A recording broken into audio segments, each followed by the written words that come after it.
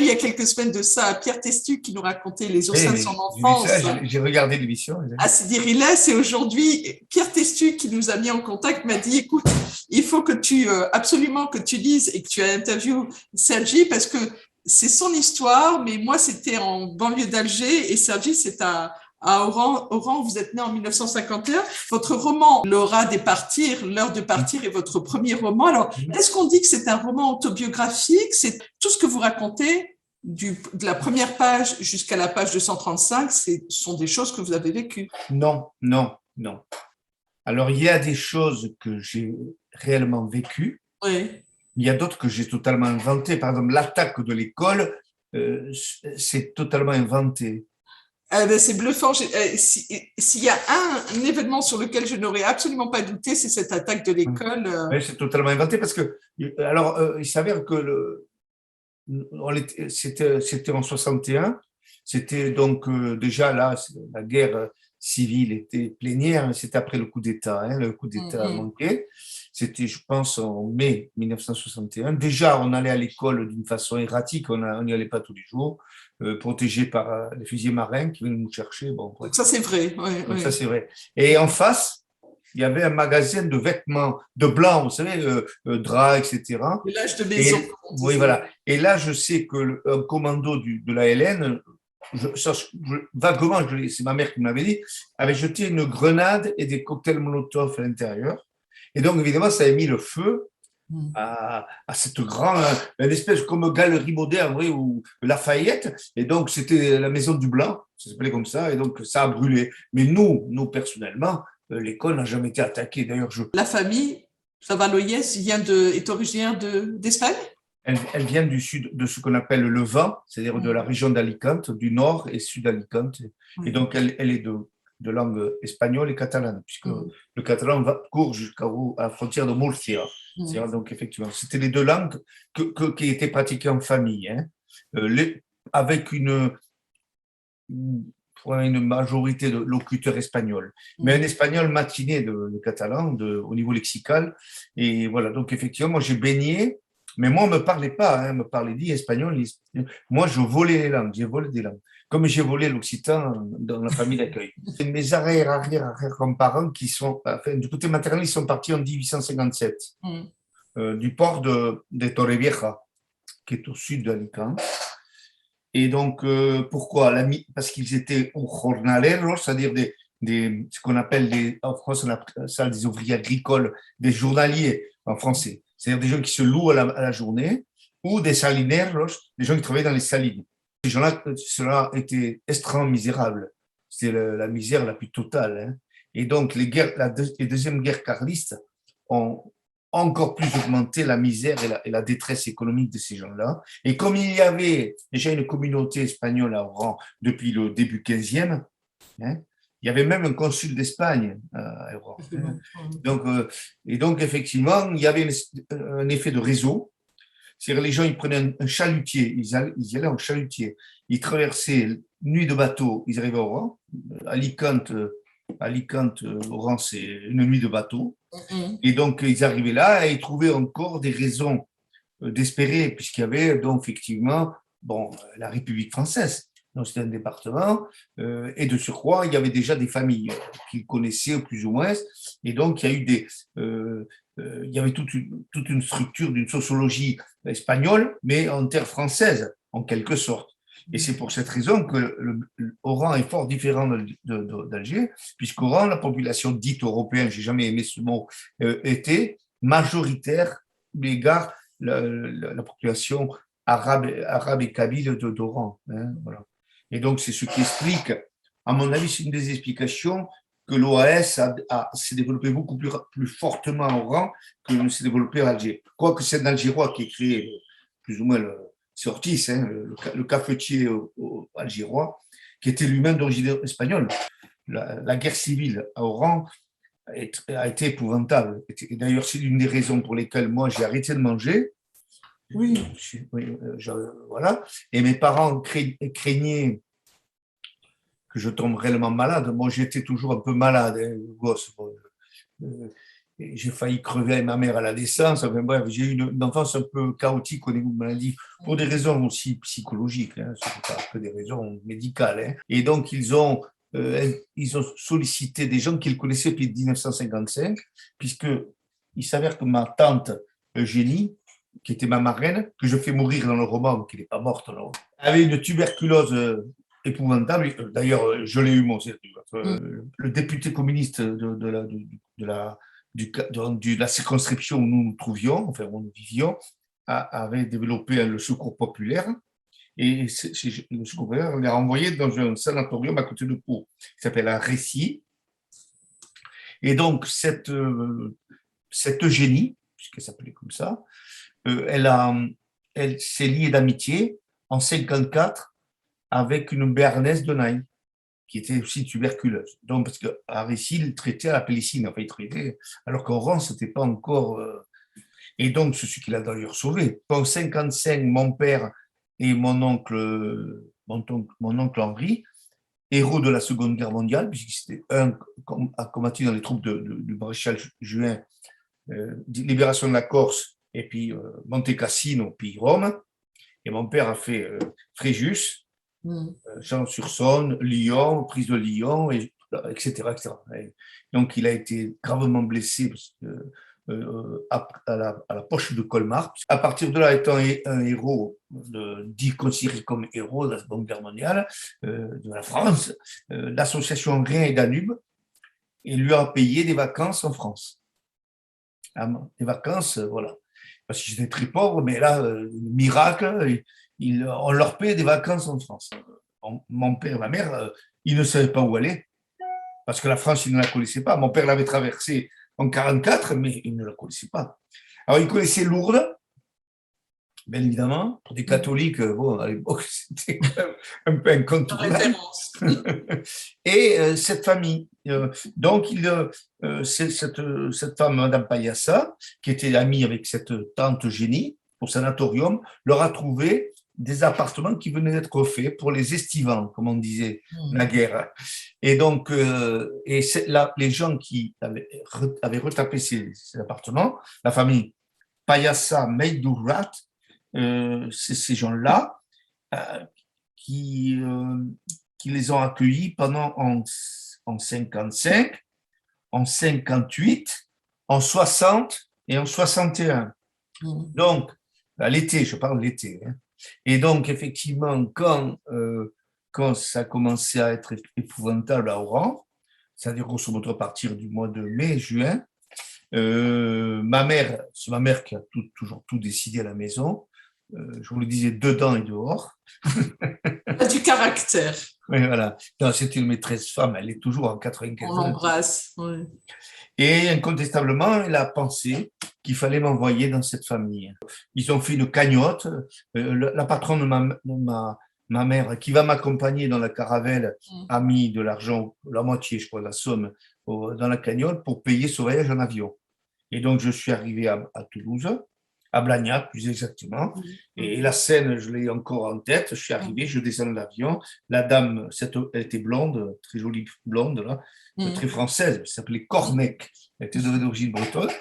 Elle m'a amené là, et j'ai vu derrière une balustrade 3 personnes, 2 femmes et un homme, avec une traction avant, noire. Et ils m'ont pris, ils m'ont mis dans la voiture. Je me suis endormi, je me suis réveillé à Saint-Gaudens, et j'ai un souvenir très marquant. Sur le mur en face, il y a marqué Algérie française. Le ressaut de la guerre était encore là, vous voyez. Je suis arrivé le 31 octobre 1961 à Naï, qui est en Piémont pyrénéen, et le 2 novembre, ou le 3, je me suis retrouvé à l'école des garçons, parce qu'il y avait l'école des garçons et l'école des filles. Et là a commencé mon petit calvaire. Parce qu'évidemment, j'étais le seul étranger. En plus, j'avais l'accent pied noir, ouais, bon, etc. Et puis voilà, j'étais un gamin très fluet, j'étais très maigre. Et donc, mais ce qui m'a sauvé, c'est la rage. espèce de résilience rageuse qui m'ont permis de… Parce qu'à chaque récréation, c'était coup de poing et coup de pied. Hein. Parce qu'évidemment, j'ai droit à tout, à Bougnoul, à Youpin, bon, pourquoi pas, tout, j'ai droit à tout. Sale colon. Oh, sympathique, oui, on vous a taxé de tous les qualificatifs sympathiques. À 10 ans, on a la distance pour comprendre ce qui se passe, Non, sachant qu'en plus, vous arrivez sans vos parents. Non, je ne sais pas trop quand est-ce qu'ils vont vous ça a été rejoindre. je crois que, bon, avec maintenant, j'ai tout compris, enfin, j'ai fait ce qu'il fallait pour comprendre, mais je pense qu'à l'époque, on se met la tête sous l'eau, c'est-à-dire pour ne plus entendre la rumeur du monde. Oui. On se met ou un grand oreiller sur la tête pour ne pas entendre la rumeur du monde. Donc, j'ai fait cela.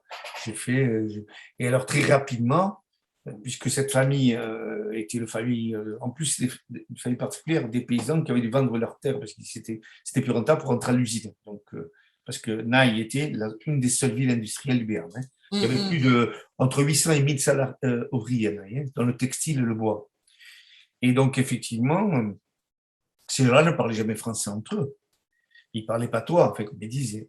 Donc, béarnais ou gascon, occitan, peu importe l'appellation. Et moi, j'étais bien obligé, contraint et forcé de comprendre ce qu'ils se disaient, sinon je serais devenu fou.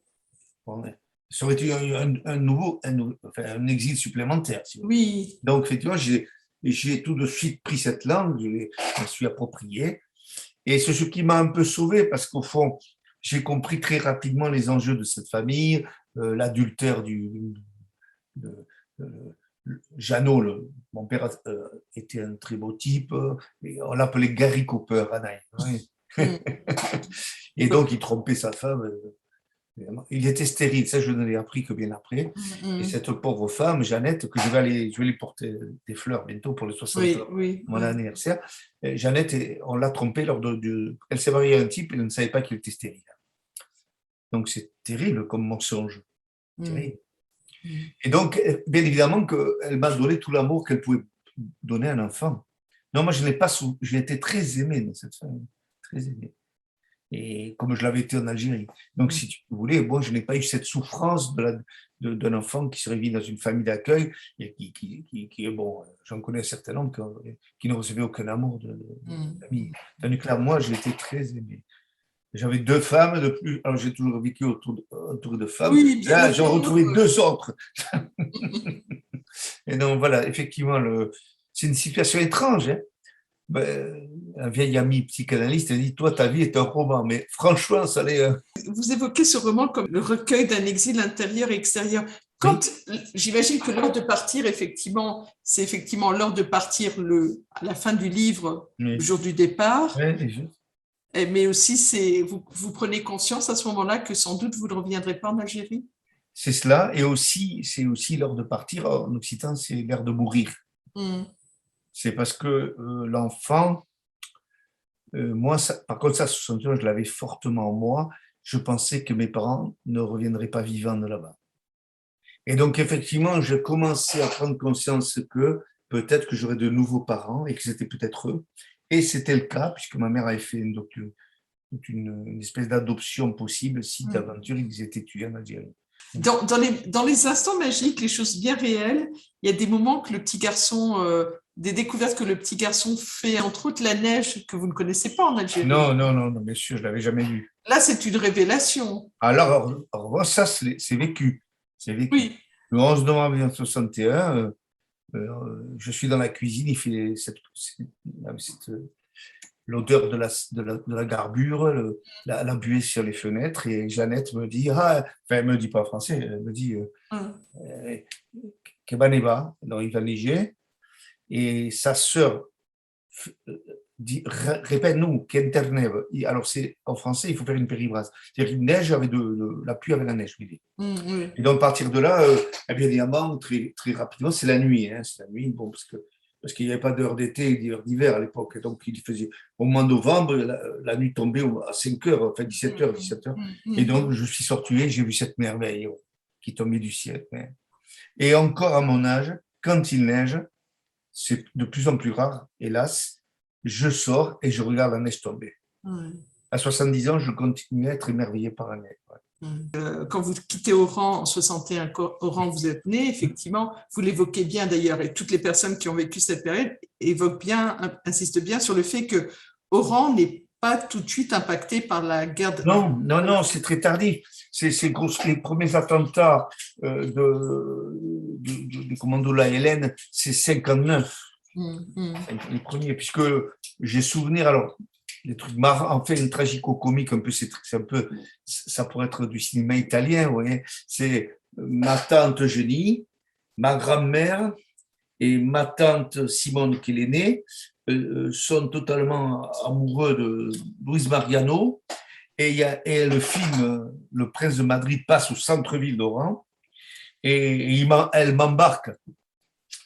Et je monte, j'ai un souvenir tout à fait clair, dans un bus grillagé à cause des attentats à la Grenade. On avait grillagé pour empêcher le bus. Le tram, c'était le tramway qui partait du port et allait jusqu'au centre-ville. Donc, c'est un truc qui me reste. Voilà. Il y avait déjà des attentats meurtriers. Et vous voyez, la ville se vidait au fur et à mesure, cette ville qu'on connaît et qu'on dit très cosmopolite, elle se vide au fur et à mesure, l'immeuble se vide. Mais d'abord, à partir de 58, les grands bourgeois, les grands bourgeois oranais, la haute administration, déjà, ils partaient. En 60, déjà, il y a des choses, oui, des exécutions sommaires. Bon, l'épicier Kabyle, qui était à côté de la boulangerie où ma grand-mère faisait des gâteaux pour Pâques, pour Noël. Les gâteaux, c'était très ritualisé. Borrachuelos et mantecaos. Alors, les mantecaos, c'était pour Noël et les borrachuelos, c'était pour Pâques. Parce que Pâques, à Oran, c'était une Pâques catalane, valencienne. C'est-à-dire, il y avait tout un rituel, la semaine sainte, comme en Espagne, c'est central. En Espagne, la plus grande fête, c'est Pâques, c'est pas Noël. C'est pas Noël, c'est Pâques. Et donc, il y avait le lundi de Pâques, le mardi de Pâques, le jeudi, la Seine, après le vendredi saint, le truc. Et donc, il y avait toute une liesse populaire avec des ritualisations. Par exemple, j'ai un souvenir, le samedi de Pâques, à minuit, tous les gens jetaient les vaisselles ébréchées par la fenêtre. C'est donc. Ouais. Mais c'est païen, c'est une récupération catholique du paganisme, c'est-à-dire on jette ce qui est vieux parce qu'il y a un nom neuf qui est né avec la résurrection du Christ. On jette Carl Gustav Jung, de mais c'est symbole le monde très bien. C'est des pratiques qui sont pratiques aussi dans les pays orthodoxes. Oui. Et donc voilà, donc il y avait. Et donc, incontestablement, là, cette boulangerie, elle était centrale, puisque toutes les femmes, toutes de noir vêtues, parce qu'elles étaient pratiquement toutes veuves, à cause de la guerre de 14, etc., allaient à cette boulangerie et louer le four pendant l'après-midi pour faire les gâteaux. Et donc, elle me trimballait, moi aussi, on me trimballait à droite, à gauche. Et donc, à côté, il y avait une épicerie où on trouvait de tout. C'était quand même, mon père le connaissait parce que je crois qu'il avait fait la guerre avec lui, ou plus ou moins, il la connaissait. Et donc, un jour, d'ailleurs, je le parle dans le roman, je descends de l'école avec ma tante, et donc, évidemment, ils ont mis 2 balles dans la tête.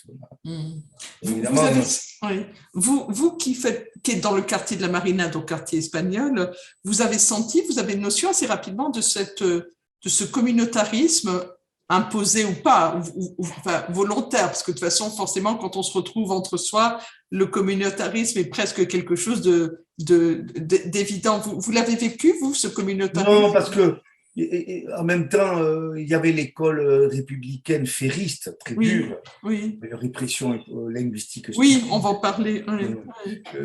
Et donc, il y avait quand même. Bon, mes parents, ils étaient catholiques, mais en même temps, de gauche. Donc, ils mettaient leurs gosses à l'école publique, ils n'auraient jamais foutu une école catholique, mais j'allais au patronage des franciscains parce que, évidemment, il fallait que je reçoive aussi une action religieuse. Donc, il y avait c'était deux mondes. C'était pas le communautarisme tel qu'on peut le connaître ailleurs, vous voyez. C'était quelque chose de plus complexe. Parce que, par exemple, mon père, il était donc magasinier. Donc, son premier métier, c'est charpentier de marine. Et après la guerre, les chantiers navals ont été en faillite à cause que la fabrication des chalutiers ne se faisait plus en bois, c'était métallique. Donc, comme il n'était pas chaudronnier, et donc il a fait de 45 jusqu'à ma naissance, même un peu plus. En 52-53, il a fait 1000 métiers, 1000 misères, c'était sa formule. Et donc, il est rentré, après, il a été recruté magasinier dans l'armée, donc civil. Hein. Il avait plein d'amis juifs, kabyles, arabes, donc mon père parlait assez correctement arabe. C'était le seul de la famille. C'est pour cette raison que je trouve que même Stora, je conteste un peu sa vision des choses. Il a une vision très algéroise, très il est de Constantine. Et à mon avis, il n'arrive pas à saisir la subtilité de ce que j'appelle moi les profondeurs sociologiques et anthropologiques d'Oran et de la région d'Oran. D'ailleurs, Camus l'avait mieux compris, parce que quand il écrit Noces suivies de l'été, quand il décrit Oran qu'il n'aimait pas d'ailleurs, bon, entre toi, sa deuxième femme est d'Oran. Mon père la connaissait. Hein. Et donc, effectivement, il y a quelque chose de plus complexe. Alors, ce qui est incontestable, c'est que, d'ailleurs, la photo que je vous ai envoyée, elle est caractéristique. Ça, c'est une photo de 1960, la rentrée scolaire 60. Et vous voyez qu'il y a quand même beaucoup plus. Et c'est moi qui ai fait ce constat très tardivement. Oui. Il y a plus d'enfants d'origine d'arabe en 60 qu'il n'en avait qu'en 57, 58. Ça, c'est incontestable. Il y a eu après une scolarisation plus grande des familles arabes de rang. Mais il y avait le village nègre, c'est-à-dire des gens, il y avait incontestablement une exclusion sociale et oui, d'une grande partie de la population qui était cantonnée dans ce qu'on appelle le village nègre. C'est une horreur. Déjà, la sémantique, elle signifie plein de choses. Bon, moi, chez moi, je n'ai jamais entendu mes parents dire des horreurs sur les Arabes. Vous leur prêtez, vous prêtez des propos un peu agacés ou plus durs, effectivement, au moment du départ. Oui. Non, il y a mon oncle, un de mes oncles qui était facho, en fait, qui était extrême droite. Mon père a été pris dans la folie meurtrière du 5 juillet 1962 à Oran. Alors, on dit que c'est une provocation de l'Ouest qui aurait tiré dans la foule en liesse. Mon père, on dit qu'ils étaient tous bourrés.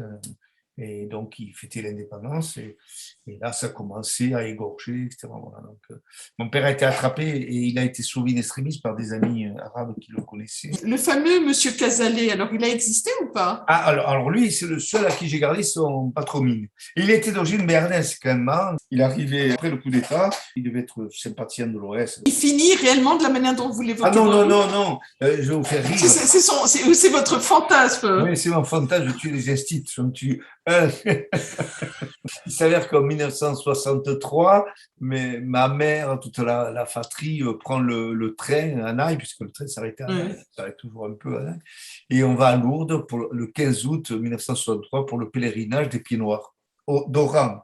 On est près de la source. Et donc ma mère, à un moment, elle me dit en espagnol, là tu l'as, ce Cazalet. Il était au pèlerinage. Il était avec sa mère qui était très petite. Et donc, j'ai appris qu'il était resté toute sa vie célibataire. Oui, il était frustré, qu'il c'était un type très amer parce qu'il n'avait pas fait la guerre. Il n'avait pas fait la guerre. Alors, le com, c'est que j'arrive à Naï à l'école de garçon et je tombe sur un héros de la résistance française. Merde. La femme est déclarée juste auprès de la Fondation de Yad Vashem. Et ce bel homme en question m'a pris en grippe. Il était d'une xénophobie conne. Évidemment, j'étais le salaud de fils de colon qui avait, voilà. Et donc, il était ratsoc, radicaux de gauche, je ne sais pas si ça se disait non, pas encore, parce que c'était bien appris que ça s'appelait comme ça. Il faisait partie des réseaux, l'armée secrète, plus ou moins liée au courant socialiste en France. Et voilà, donc, il m'a fait beaucoup souffrir. C'est pour ça que je l'ai fait tuer dans mon roman, je l'ai fait tuer dans mon rêve. Mon Algérie à moi, incontestablement, le spectacle du port, de la jetée et de l'horizon de la mer, de sa couleur, de la bleue, du ciel et du phare qui passait dans ma chambre toutes les nuits. régulièrement. Ça, c'est quelque chose qui ne me hante pas, non, mais qui m'habite. Qui est là, Ouais. qui est là, qui est dans votre tête, quoi Qui est qu'on. notre tête. Ouais. C'est ce spectacle. Et nous, on est à la carrera. La carrera, c'est un mot catalan pour dire la crique, la caillère. Bon, enfin. Et donc, l'appartement dominait le port. On était à la partie haute, près de l'église de Saint-Louis, où j'ai été baptisé, paraît-il. Par la fenêtre, la petite fenêtre qui se trouvait, enfant, ma mère me le soulevait et j'avais en face cette perspective extraordinaire du port avec les grues. Le père de mon père était grutier. Et je vois que tout ce que j'ai pu écrire jusqu'à présent, j'avais toujours en tête cela, ce rapport à la mer et toutes les couleurs estivales, automnales, voyez, printanières, tout cela, tout le vent, la direction de vent. Quand c'était du nord, c'était la tempête. Quand c'était le sud, c'est le sirocco, c'était la chaleur épouvantable. Voilà, il y avait tout ça. Puis on me faisait rêver, on me disait, en face, c'est la montagne des lions, il y a encore des lions. C'est tout un imaginaire. Et puis le bateau, un bateau qui part, va-t-il revenir? Ouais, j'étais dans cette atmosphère. D'ailleurs, ma mère me destinait à être officier de la marine marchande. Ouais, donc j'étais gosse, ouais, tu seras ça. Mais si tu n'es pas ça, tu seras avocat ou médecin. J'étais mal barré pour essayer d'être à la hauteur de ces espérances. Mais voilà, donc effectivement, en Algérie, c'est ça. Et après, c'est aussi une forme incontestablement, hein, une mystique. J'étais voilà, j'étais élevé dans la religion catholique, mais c'était un catholicisme très curieux, très espagnol, très doloriste, basé sur justement la passion du Christ, qui est centrale dans le catholicisme espagnol. Puis, ça saigne de tous les côtés. Le Christ, il faut voir le Christ de Murillo, le Christ de Soubaran, toute la peinture espagnole du XVIe, elle montre Christ dans la douleur, etc. Et donc, moi, j'ai baigné ça. C'est pour ça que dans le roman, je raconte que ça, c'est réel. Comme, le spectacle. Je deviens l'ange de la résurrection. On est deux, puis je suis, parce que j'ai une belle voix, on va dire, à l'époque. Alors, comment il s'appelait, le franciscain qui s'appelait Papa Tricot, c'était son surnom. C'était vrai, je me demandais pareil si c'était ça, oui. Mais ça, c'est vrai. Et alors, il jouait de l'orgue et il nous faisait passer à la queue leu, là, et puis j'arrive, il me dit, bon, toi, c'est bon, tu seras ange de la résurrection. Alors, on avait des ailes blanches, tout en blanc, et il y avait un crochet derrière, et alors on nous levait. Alors, le Christ montait, nous, on montait. Alors, le com, c'est que le type qui nous montait, il était complètement bourré. Alors, on faisait le va-et-vient entre le haut et le bas. Et mon père avait été obligé de lui foutre un saxon pour qu'il arrête. Parce que c'était comique. Un montait, l'autre descendait. Une certaine lévitation, oui, involontaire. Ouais, la résurrection, elle était un peu de limite. C'était l'ascension avant l'heure. L'ascension au moment de Noël. Ouais, voilà. Donc, effectivement, oui, j'avais un rapport à Dieu, tout ça, oui, très, très ancré en moi-même, en tant qu'enfant. Oui. Après, bon. Et ça m'est resté quand même une espèce de désir de penser que Dieu, bon, je ne sais rien, mais de dire que je n'ai jamais cessé de regarder le ciel quand j'étais enfant. Et je continue. Tous les matins, je me lève. J'ai fait des études de géographie, d'histoire géographique, de géo, et la climatologie m'a toujours fasciné. Je regarde toujours le ciel, le matin, le soir. Voilà. Non, il y a quelque chose, vous voyez, il y a cette profondeur étrange, espèce de. Est-ce que c'est une mystique? Je ne pense pas que ce soit une mystique, mais c'est au fond, c'est une volonté d'exister face au ciel, de dire voilà, qu'est-ce que nous allons devenir. Voilà. Moi, je m'interrogeais, puis comme la mort était omniprésente, parce que moi, je n'ai connu que la mort, d'abord à ma naissance, puis après, autour de moi, et puis la guerre, le nombre de... La peur, effectivement. Ouais, la peur. Et donc, la mort était omniprésente, et donc, effectivement, quand je suis arrivé ici, incontestablement, mon père adoptif était chasseur, et il se faisait des cartouches, et il les essayait dans le jardin, et je plongeais sur la table à cause de la déflagration. j'avais peur que ça recommence. Oui, bon. Et donc, incontestablement, pendant très longtemps, j'ai rêvé de guerre, jusqu'à l'âge de 17 ans. Quels sont vos liens avec l'Algérie? Oh, Avec l'Algérie, vous êtes retourné depuis... Non, parce que j'ai voulu y retourner, y revenir avec mes 2 premiers enfants. Et quand tout était pratiquement bouclé, j'ai appris, alors c'est curieux parce que j'aurais dû me renseigner, mais je pense que c'est un lapsus, un oubli volontaire. Et je me suis rendu compte que mon quartier, le quartier où je suis né avait été rasé au bulldozer. Je vous en ai déjà parlé. D'ailleurs, j'étais sur Google Maps, ouais, Google Earth, Google Earth. et là, j'ai vu que c'était réellement. Et alors, je crois que la municipalité de Rouen voulait faire une marina, une vraie marina, alors que le quartier c'était la marina.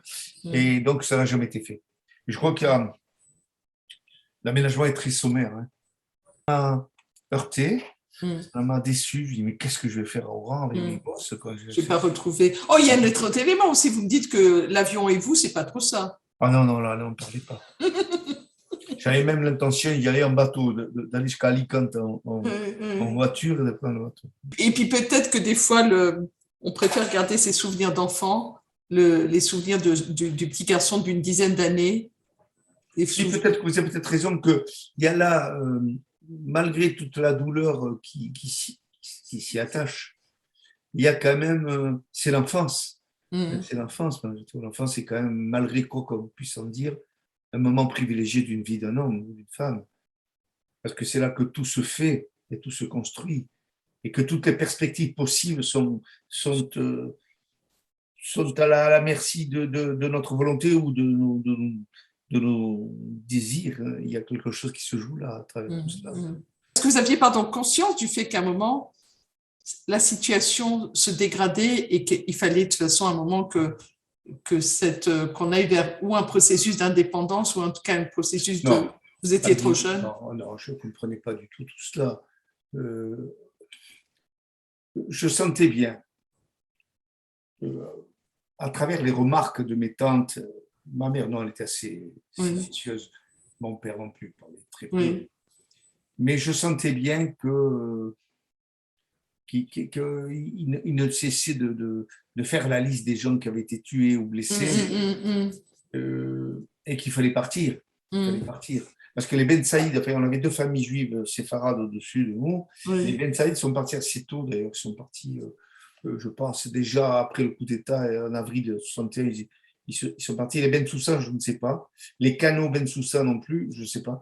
Mais je pense que tout le monde était conscient de cette obligation du départ, mais au fond, personne n'en parlait. Vous voyez ce que je veux dire? Il y avait une volonté oui, un reniement. Il y a une espèce de reniement à cette terre, et c'était pas possible pour eux. C'est pas possible de renier cette terre natale, parce qu'au fond, c'était leur terre natale. Mais en même temps, ça fait si peu de temps que ces gens-là étaient là. Enfin, je veux dire, au niveau historique. Bon, même s'il y a 1830, etc. Mais eux, ils n'étaient pas français au début. Ils le deviennent parce qu'ils naissent parce qu'il y a le droit du sol, et ils deviennent français. Et il y a eu la guerre de 14, mon grand-père est parti à Verdun. Et donc, je veux dire, il y avait aussi cela. Il y avait le fait que c'était un territoire où c'était, comme disait Barès, la nation et les morts. C'est-à-dire, effectivement, il y avait le nationalisme, si vous voulez, de la population dite européenne, il avait extrêmement travaillé au corps quand même. Vous voyez ce que je veux dire? Ces gens-là ils se disaient plus français, certainement, que certains français, parce qu'ils étaient déracinés. Et donc, quelqu'un qui est déraciné, qui devient français, américain ou je ne sais quoi, ça a été très bien étudié. Ils sont encore plus déterminés, déterminés à l'être que d'autres qui le sont depuis des générations. Moi, je n'avais pas ce sentiment. Alors, parce que quand je suis arrivé à Naï, alors qu'il y avait une ambiance, ils écoutaient la radio, je me rappelle, quand ils ont arrêté Salan, voilà, le père adoptif était quand même très à droite. C'est une famille pourtant très pauvre, très modeste, très à droite. Par anticommunisme, non? Mais lui, pendant la Seconde Guerre mondiale, il n'a pas été clair, parce que je ne dis pas qu'il a été collabo, mais il n'a pas fait. Bon, Il n'a même pas fait, il a été échappé au STO parce que était soutien de famille. Enfin bref, ils sont passés, ils ont traversé cette période, ils ont traversé la verse aussi. Bon, ils ont été un peu mouillés, mais bon, vous voyez ce que je veux dire. Bon, ils n'étaient pas. Et lui, évidemment, il était pro AS, hein, Jeannot, Jean. Et d'ailleurs, je me souviens, dans la station, il m'avait amené avec sa bagnole chez les Navailles, qui était une vieille famille aristocratique, croatique, bernaise, hein, au château d'Angaï, c'était un château pas très loin d'ici, et avec un étang, enfin, ouais. Et j'ai bien compris que les Navailles, ils n'étaient pas de gauche. Quand on est enfant, on ne comprend pas tout. On ne comprend pas, mais on ressent les choses. C'est-à-dire, moi, mon roman, je pense que sans forfanterie, sa première qualité, c'est que l'enfant parle du début comme un enfant et à la fin, il parle encore. Alors qu'il y a beaucoup de romans où un enfant parle et il devient adulte in fine. Il y a un problème d'anachronisme, ou d'anachronisme, en tout cas, effectivement, de décalage. Voilà. Un enfant ne peut pas parler comme un adulte. Ne peut pas, lui, il se pose des questions, il ne comprend pas tout. Et c'était le cas, je ne comprenais pas tout. Je ne comprenais pas tout parce que bon, c'était d'une grande complexité quand même. Surtout par rapport à une famille qui avait déjà subi un exil. Vous voyez, ils avaient déjà un exil au milieu du 19e siècle. Du côté de mon père, plus tardivement, 1884, non, ils partent de Murcia. Et donc, lui, mon père devient français parce qu'il naît en Algérie, mais sa mère n'est pas française et son père l'est encore moins, puisqu'en 1914, il refuse de se faire français parce qu'il a l'intelligence, parce qu'il sait qu'il va foutre le camp du côté de Verdun. Ou je ne sais. Et donc, c'était quand même tout un peuple dont la langue de communication, ce n'était pas le français, c'était l'espagnol ou le catalan. Donc, ils étaient dedans, tout en était dehors. Exception faite quand même du côté maternel, où comme ils étaient arrivés plus tôt, c'est 1800, je vous dis 1857,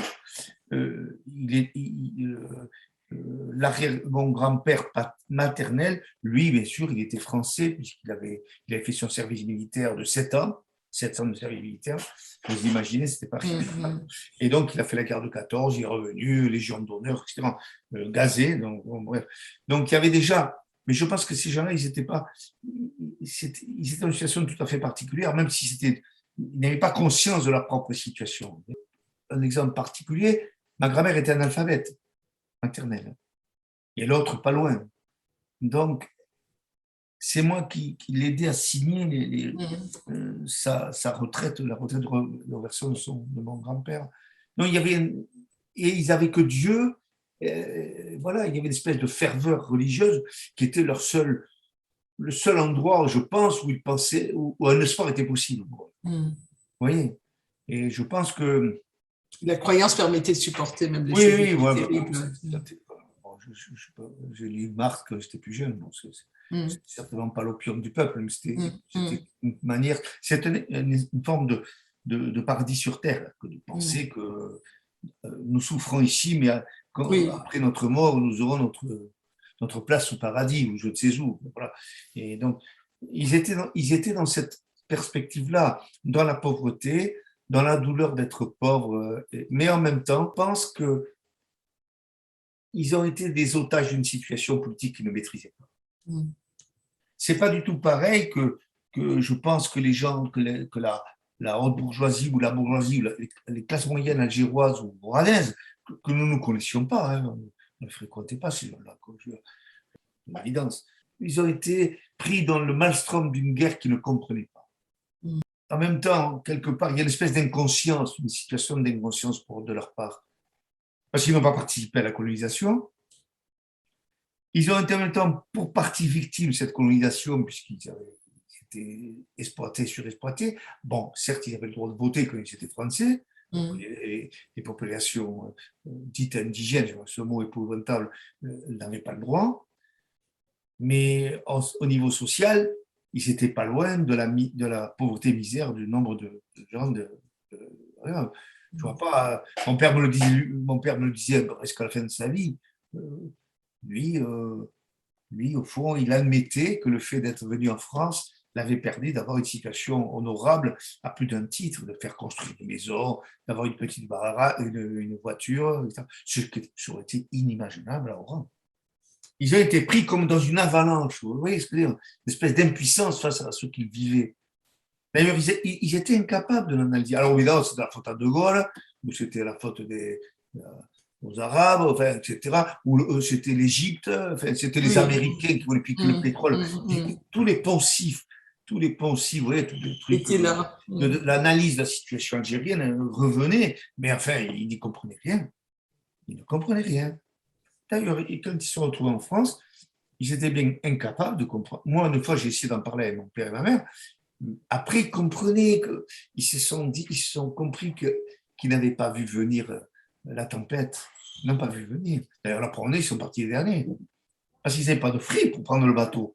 Ma mère m'a raconté, elle était avec ma soeur qui avait, donc, si je ne m'abuse, 2 ans, mon cousin qui en avait 4, et ma grand-mère qui avait déjà une femme âgée. Donc, ils se sont retrouvés les 4 sur le quai à Oran, attendant qu'un bateau veuille les accueillir.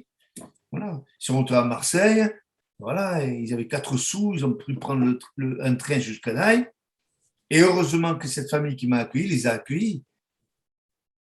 Alors, je veux dire, le drame a posteriori d'une analyse froide, historique, que peut faire Stora ou bien d'autres, elle ne rentre pas dans ce que j'appelle moi la vision complexe du phénomène historique. Cela tient d'une telle complexité de relations entre des gens, mais ça n'excuse en rien la saloperie du colonialisme et des exactions coloniales et de ce qu'on a pu faire en Algérie. Parce que depuis 1830, bon, l'autre salaud de Bugeaud, etc. Bon, ça, c'est une évidence. Mais en même temps, ces gens-là, il ne faut jamais oublier qu'ils n'ont jamais participé de près ou de loin à la colonisation, au sens économique du terme et social du terme. C'était les populations pauvres. Je ne sais pas, je ne connais pas du tout la situation d'Algérie. Mais en Oran, il y avait 2 villes. Hein. Il y avait la ville du Haut, la haute ville, d'ailleurs, mieux on parle. Et la Marine, en fait, tout ce quartier vieux qui avait été commencé au XVe siècle, puisque les Espagnols, c'est d'ailleurs un évêque galicien qui prend la ville, hein, évêque général, Jiménez. Et donc, voilà, moi, je crois que. Et c'est un discours difficile à tenir, parce que d'aucuns pensent qu'en disant cela, on exonère la France des pires exactions qu'elle a pu commettre par ailleurs. Non, c'est 2 choses différentes. C'est 2 choses différentes. Le fait qu'un pouvoir, que ce cher, que la troisième, que d'abord que le Second Empire, enfin d'abord Charles X, le Second Empire, puis la Troisième République, parce que Ferry, quand même, c'est un des théoriciens du colonialisme. Hein. Il faut relire le texte qu'il a écrit. Hein. Nous avons des droits que nous octroient, etc., et nous avons le droit de civiliser ceux qui ne l'ont pas, etc. Vous connaissez il a appliqué la même chose dans les écoles primaires. Il n'était pas française. Hein. L'immersion obligatoire en français, il l'a appliqué aussi ici, au Pays Basque, partout. Mais il l'appliquait en Afrique de l'Ouest, en Algérie, en Tunisie, au Maroc. À Oran, comme la guerre n'était pas présente, au fond, elle était inconsistante, mais il ne savait pas. Moi, chaque fois que j'en ai parlé à mon père, incapable de me dire ce qu'il a pu foutre. Voilà. En revanche, en 1945, quand il est démobilisé, on le met d'abord maître nageur dans un truc d'officier, une plage où il n'y avait que des officiers barricadés par des barbelés pour empêcher les populations locales, comme on disait, et indigènes de venir nager avec les femmes d'officiers et sous-officiers. Là, il reste, je ne sais pas, 6 mois. Donc, il est en convalescence. Et après, il le fout à la protection des trains. Parce qu'il y a les gens dans le sud oranais, les populations donc indigènes, je ne sais pas comment il fallait les appeler, je ne sais plus quel mot il appelait, pour ne blesser personne, crever la dalle. Donc, qu'est-ce qu'il faisait? Il volait dans les trains, du blé, etc. Et mon père m'a dit, un jour, heureusement, il me dit, moi, que Dieu m'a permis de ne pas le faire. Ils ont chopé deux gamins qui devaient avoir 16 et 17 ans, et en pleine, ils les ont jetés par la fenêtre. Oui. Mon père en avait une culpabilité à 85 ans. Il m'en parlait encore, oui. Et il avait quand même conscience, alors qu'il n'a même pas le certificat d'études, que c'était un truc horrible de faire. Il le savait. Mais en même temps, vous voyez, il y avait une espèce je dirais même d'inconscience collective. Il ne savait pas, au fond, les enjeux de tout ça. La colonisation, il ne savait pas ce que c'était. Il ne le savait pas. La grande majorité des gens qui étaient au quartier à Marina, c'est des gens qui travaillaient au port, qui faisaient des métiers extrêmement pénibles. Et alors, mettons à l'écart, bien sûr, il y a toute l'administration française, les douanes, les instituts, les enseignants, ouais, je veux dire, les gens qui travaillaient à la mairie, à la préfecture, oui, ces gens-là, oui, ils savaient, évidemment qu'ils savaient. Mais eux, ils ne savaient pas. Ils ne savaient pas. Alors, ils voyaient bien qu'il y avait une guerre, ils voyaient bien que lui, il repartait. Il y avait un ennemi désigné, le FLN et la LN, l'armée de libération nationale. Mais enfin, mon père ne les a jamais rencontrés. Et ils étaient bien contents, je le répète.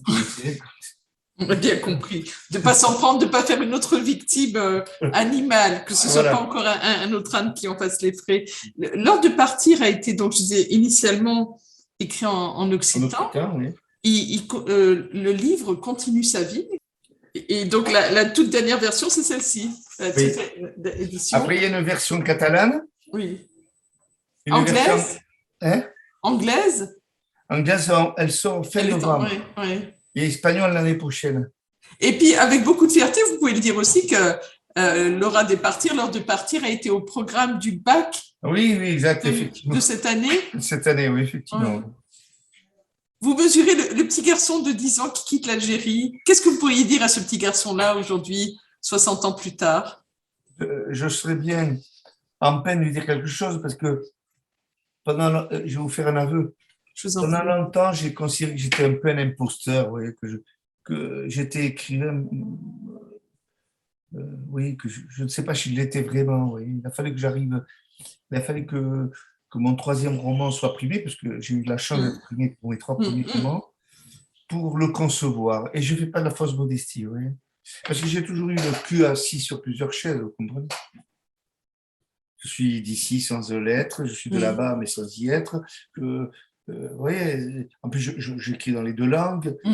Donc, il y a là une espèce de précarité, hein, de précarité linguistique et littéraire. Et il m'a fait du temps, hein, j'ai 70 ans, je les ai fait il n'y a pas très longtemps. J'ai longtemps considéré que c'était un petit miracle que l'on m'accordait et que peut-être le méritais, j'avais des doutes. Bon, surtout par rapport à l'occitan, parce que quand même c'est une langue que certes que j'ai entendue enfant, que je comprenais totalement, que je parlais mal, parce qu'évidemment je trouvais à l'époque que les gens qui le parlaient, c'était des jeunes de mon âge, mais ils étaient eux-mêmes parlés entre eux, parce que moi je n'étais pas j'étais pas fils de paysan, ou je n'étais pas fils de paysans de la montagne, etc. Eux, ils parlaient entre eux, parce qu'ils y étaient contraints, parce que tout le monde se foutait de leur gueule, parce que aussi leur exil, eux, c'était costaud, comme nous, fils d'ouvriers au lycée. Je me rappelle Bayrou, qui était quand même pareil, il ne roulait pas sur l'or, les parents, ils avaient 7 hectares. Alors, je veux dire, bon, c'était pas...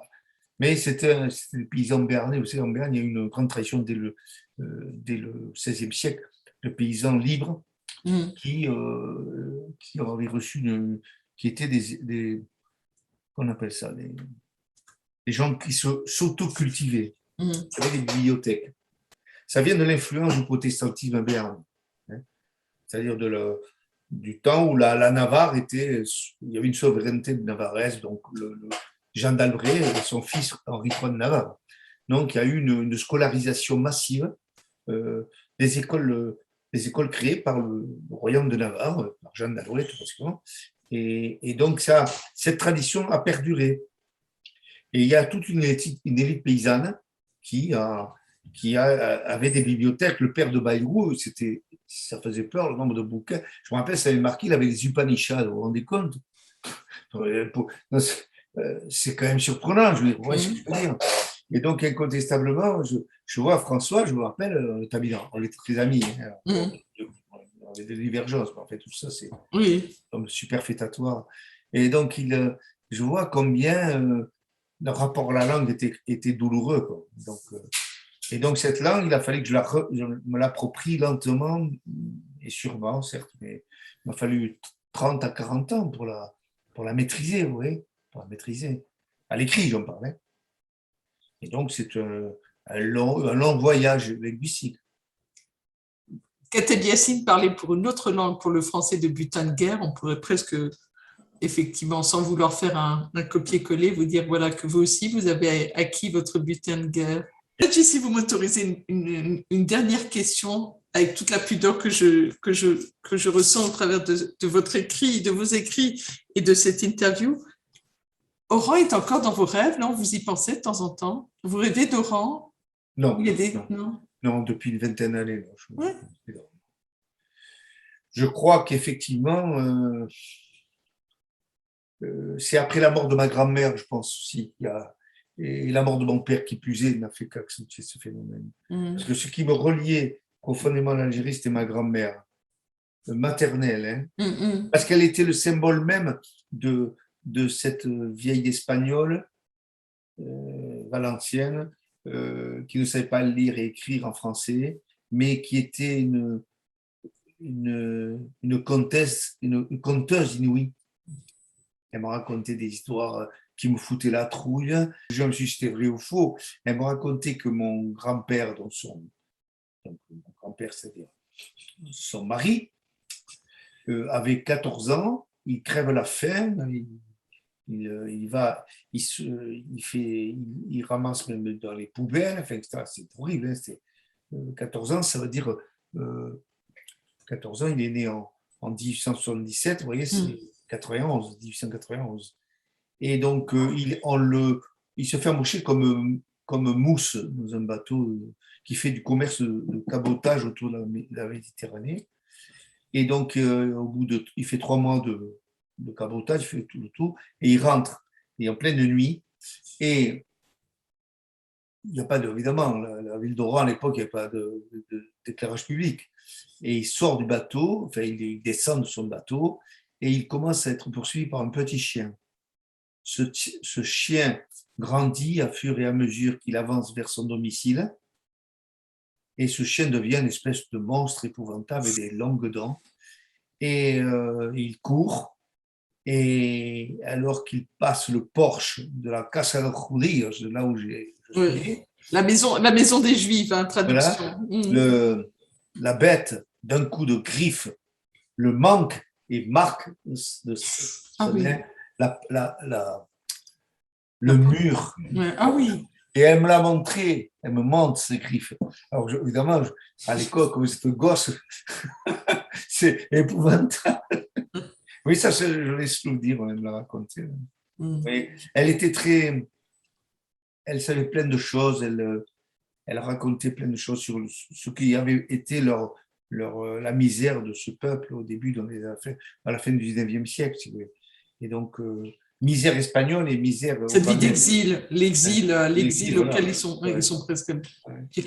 Promis, une dernière question. Votre grand-mère maternelle est enterrée dans Nanaï. Okay. Oui, parce qu'elle est rentrée. Hélas, mon grand-père paternel, qui est mort en 1934, non, en 1934, mon père avait 10 ans, il est à Oran. Et ça, c'était la grande douleur de mon père, de ne pas pouvoir aller sur la tombe de son père. Et donc combien de fois il m'a dit, parce qu'il a eu une enfance extrêmement malheureuse, je vous l'ai dit, hein. Une mère qui ne l'aimait pas, des sœurs qui étaient injustes, à plus d'un titre. Bon, après, ça, les choses sont arrangées. Une enfance épouvantable. Vous vous rendez compte, vous prenez un enfant de 12 ans et vous le mettez à travailler au port, dans l'eau salée. Voilà, c'est dur quand même. Hein. Revenir les mains en sang, elle lui disait, pisse-toi sur les mains pour cicatriser. C'est sûr. Elle avait un air de bœuf propre. Il y a des photos de mon père, là, il a 11 ans, 12, et on dirait un enfant sorti de film de Chaplin, de Kid. C'est tout à fait ça, c'est une espèce de la misère mise en œuvre, si vous voulez, par la photo. Ouais, c'est terrible. Et je pense que cet homme avait une telle douleur interne, un tel déchirement, hein, que je suis admiratif qu'il ait pu faire tout ce qu'il a pu faire. Parce que je ne sais pas, moi, je me serais peut-être foutu une balle dans la tronche. Parce que c'est épouvantable, franchement, ce qu'il a pu vivre. Et incontestablement, je crois que le fait que son père soit mort si jeune et que c'était son espoir, parce que pour lui, la caricature, c'était qu'il avait ses ennemis, c'était sa mère et ses sœurs. Et que son allié objectif, c'était son père. Et que son père meurt. Attendez, vous croyez que c'est normal que lors donc des obsèques du père, donc depuis le quartier marine jusqu'à Talmauzet, le cimetière d'Oran, 8 kilomètres à pied, le gosse devant, on met l'aîné, le plus petit devant, et tout le monde derrière, et lui qui pleure, et que personne ne console, à qui on va serrer la main pendant des heures, parce que tout le quartier est là, mais ce sont des blessures épouvantables. Voilà, bon, je pense que longtemps, j'ai eu un rapport composite avec mon père. Mon père était alcoolique, comme pratiquement tous les hommes à l'époque et l'été. Il a continué ici. Moi, je ne sais pas, l'alcool a fait durer parce qu'il est mort à 94 ans. Mais il n'en demeure pas moins, vous voyez que j'ai maintenant, il s'avère que le hasard a fait que j'étais là quand il est mort, quand il est parti. Eh bien, je me suis dit, voilà, un type qui me remarquait, parce que c'est quand même d'un grand courage. À 18 ans, vous engagez volontaire, faites toute la campagne de France, il déminait, en train de commando du génie. Il a pris 55 éclats dans le corps. Enfin, ouais, il a une vie incroyable. Hein. Et donc, incontestablement, je pense que je suis aussi le fils de son père. Voilà. Donc, il a fallu que je devienne moi-même et donc que je sois son fils aussi. Et je crois que ce qui me préoccupait quand j'ai eu mes deux premiers enfants, c'était d'être digne de lui. Hein, de ne pas être un trouillard, de ne pas avoir peur de tout et son contraire. Ce qui était mon cas, hein, longtemps, j'ai été angoissé, torturé par ma propre enfance. Hein. Et incontestablement, ce qui m'a hanté longtemps, c'était d'essayer de devenir ce que normalement on attendait de vous. on attendait de moi, oui, c'est ça. Oui. Mais ça a été long. Voilà. Merci en tout cas, merci infiniment de cette sincérité de vous être livré à cœur ouvert, à livre ouvert, j'allais dire, parce que pour comprendre un peu plus aussi qui est Sergi Javaloyes et de comprendre l'heure de partir, il faut lire effectivement l'édition récente. Il y a eu d'autres romans. Hein. Il y a eu un deuxième, c'est la 7, la soif, qui n'a pas été traduit. Oui. Et après, il y a eu Trang et Tempeste. Alors là, la version française va sortir dans une adaptation extrêmement lointaine. Hein, je me suis servi d'expérience un peu douloureuse que j'ai eue. J'étais directeur général des services à Tarbes, à l'agglomération Tarbes, et quand Glavany est arrivé, il m'a foutu dans un trou, il m'a harcelé, il m'a détruit. Et donc, je me servais de cette histoire pour parler d'un autre exil. Et après, j'ai écrit un roman qui s'appelle Viral en français, qui a eu sa petite vie, qui s'est vendu à 400 exemplaires. Moi, j'étais content, l'éditeur aussi. Et le prochain, il s'appelle L'homme, cet ours qui a mal tourné. Donc, c'est pas une autobiographie là pour le coup. Ah non, pas du tout, pas du tout. Non, c'est une histoire un peu de deux amis que tout sépare et qui l'un d'entre eux a fait plus ou moins fortune, enfin, une situation tout à fait honorable, plus qu'honorable à l'étranger. Il revient dans sa ville natale et donc il retrouve le seul ami qu'il a gardé, mais qui est une antithèse même de l'amitié, puisqu'il est cynique, il a du fric, il est con, enfin, il a c'est lui l'ours. Hein, oui, oui, on a bien compris que c'est pas celui auquel on pensait de prime abord. Et en même temps, c'est un roman sur le fait que l'amour peut toujours sauver. Voilà. Oui. J'aimais beaucoup un mot que vous avez évoqué tout à l'heure, la résilience. Je pense que ça va être un des points, des dénominateurs communs de toutes les interviews qu'on va encore faire. Merci vraiment d'avoir participé à cette interview aujourd'hui. C'est à vous que je remercie. Oui, merci. Alors, Mercedes Hero? Oui, Mercedes Hero. Oh, Hero. Avec mon accent. Merci. Ten dans les langues de tradition orale. Merci beaucoup.